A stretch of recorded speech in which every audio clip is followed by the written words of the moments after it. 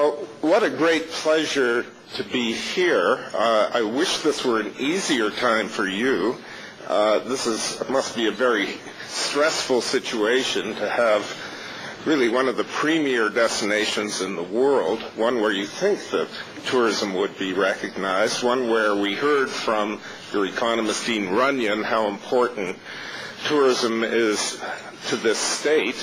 And even in relationship to any other state, it looked like it was, 3 or 4 times more important on a percentage-wise basis than California's and other states, including Colorado. And by the way, I'm especially pleased that Dean is here. When Colorado got into trouble and finally was trying to put their case together to get some funding back again, they needed an economist to put those numbers together. I said, talk to Dean Runyon. And so he's actually the guy who's done the economic impact side of what I'm about to share with you today. And my talk is called Sustainable Funding. And that is really the issue that faces not only you, but really not only my tourism clients, but these days, and with the recessionary environment that we're in, the global economy, it's affecting the private sector, some of the biggest spenders out there. We work for P&G, we've worked for GM, banks, insurance companies, and et cetera, and you know what kind of pressure they're under as well. So my first message to you is that you're not alone. In fact, decision makers in general, I heard earlier today, I think someone was saying how, part of the problem is that they just don't get it, right? Well, why don't they get it? Well, it's a problem not just with politicians, it's a problem with decision makers generally who look at marketing as one of the capital expenditures that sits there in the budget. We have CEOs, we have CFOs, legislators, mayors. We have to deal with all of those people at our end because we're kind of like the auditors of financial return of marketing campaigns. And so I go back over 100 years to John Wanamaker, and some of you may already have heard this one. It's quite famous. Half the money I spend on advertising is wasted. The trouble is I don't know which half. Just tell me which half. And then I look at my very first job in market research. I started as an academic doing brain operations on rhesus monkeys at the University of Michigan, which I figure qualifies me to talk to you today. And I switched from psychology to market research because while I was teaching psychology and research methods and statistics, I got a call from Bell, the phone company. I had moved to Canada, where I was born, to take a job teaching at a university there. And I got a call saying, we need an experimental psychologist who understands research methods, statistics, all the stuff that would be boring to you except when you need it, like today. And then they said, well, our problem is we're looking at getting our budget slashed. And this was in 1974. Why? Because the president of the phone company is saying we're spending millions of dollars on advertising. And we don't know if it's working. He says, if somebody could demonstrate to me that advertising is working, it's impacting our businesses worth billions of dollars. So if it's working, maybe we should be spending twice as much. If it's not working, let's cut it to zero, which is what the Colorado case is all about. So this goes back 100 years. Well, let's go to today's environment, and whether it's a politician, such as the ones that you're meeting with tomorrow, whether it's the CEO of a large corporation, they're all asking the same question about marketing. Like, prove to me that it works. It's still the same old John Wanamaker question now 100 years later saying, if we give you $10 million or $50 million, the largest budget I ever worked on for ROI was Procter & Gamble, and it was a small meeting, much smaller than this. There were about 8 people in the boardroom, but the guy at the end of the table, his budget was $3.5 billion for North American advertising. And the question again was, prove to me ROI.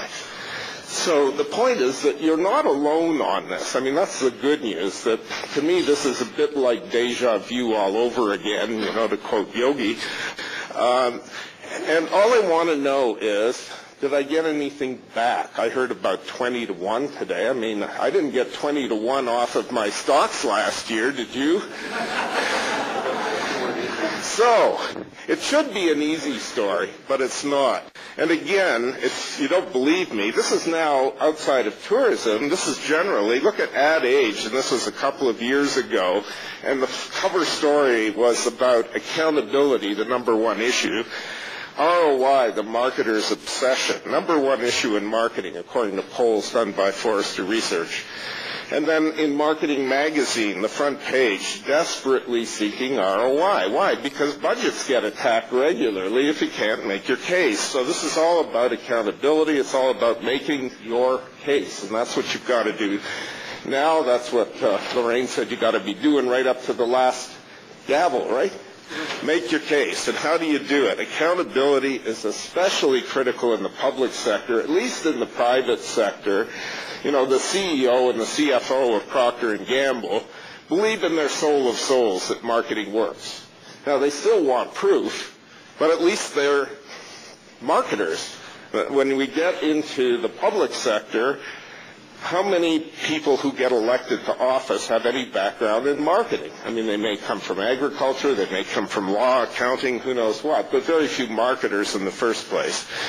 The other thing, and there are a few politicians in this room, why do they not believe in the value of not only marketing but also tourism? And I'll get into this later in my presentation. Why? Because I don't know about this state, but every place else I've worked for, politicians do polls. And I'm in the market research business. Well, you know, there's this Chinese wall between polling and market research, and some of us do both. I happen to do some of both. And I've actually, up in north of here in the province of Alberta, was a special advisor to 4 treasurers because we did all the polling for when they were writing their budget. We'd be sitting in the background, I don't know, do we give another $300 million to these guys or not, and et cetera. And so they'd look at me and say, well, what are the numbers showing? And I'll tell you, I've never seen a single public opinion poll looking at fiscal issues and spending, you know, talking to voters, that says that our number one priority is spending more money on tourism marketing, right? I mean, we had a problem there. In fact, what we've got, sorry you politicians, but it's a bit like The Godfather. You know, anybody here see Godfather Part 1? You know, and there's Don Corleone there, and Signor Bonacera, you know, whispering, my daughter, you know, she's a boyfriend, and do me a favor. You know. You're a special interest group. You know, kiss my ring. You go see the politician, right? And you line up, and you say, tourism is the most important industry, and we employ, and all that sort of thing, right? And so then you leave, and they're all smiling and nodding, and, you know, you think you're getting somewhere. And then you wonder why you don't get what you asked for. Well, as soon as you leave, the EA says next, and then the next, you know. Okay, so you're a special interest group. And again, because if they look at polls, they don't see tourism marketing there, you're not a priority. So the ultimate case out of, and I've been in this business now for over 30 years, and this is not the first time I stood up in front of a group like this. I mean, believe it or not, a few years ago, Tennessee went through the same thing. In fact, again, they were looking at not only cutting the budget or merging tourism and economic development, they were looking at eliminating not only tourism but economic development.